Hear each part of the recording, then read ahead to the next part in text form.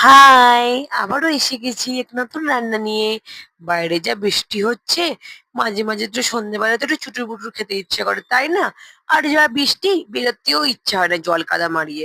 একদম ভাল লাগে না। তো আজকে একটু ভাবছি ঘরেতে থাকা কিছু জিনিসপত্র দিয়ে বানিয়ে নেবো লঙ্কার চপ। তো চলো তোমার সাথে শেয়ার করি। ১ম এ আমি লঙ্কাটাকে ভালো করে ধুয়ে মাঝখান থেকে কেটে নিয়ে তার ভেতর থেকে দানাগুলো বাদ দিয়ে দিয়েছিলাম।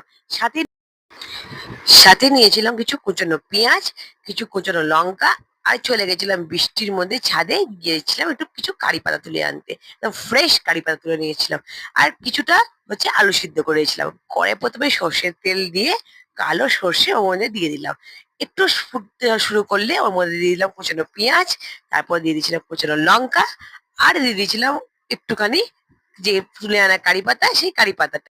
দিয়েছিলাম হচ্ছে হলুদ, নুন দিয়ে ভালো করে ওটাকে ভাজি, ভাজি করে নিয়েছিলাম। তারপরে সেদ্ধ করা আলুটা ওর মধ্যে দিয়ে দিয়েছিলাম। দিয়ে ভালো করে সবকিছুর সাথে ওটাকে মিশিয়ে নিয়েছিলাম। দেখো একদম কিন্তু ভালো করে মেশাতে হবে আলুটা।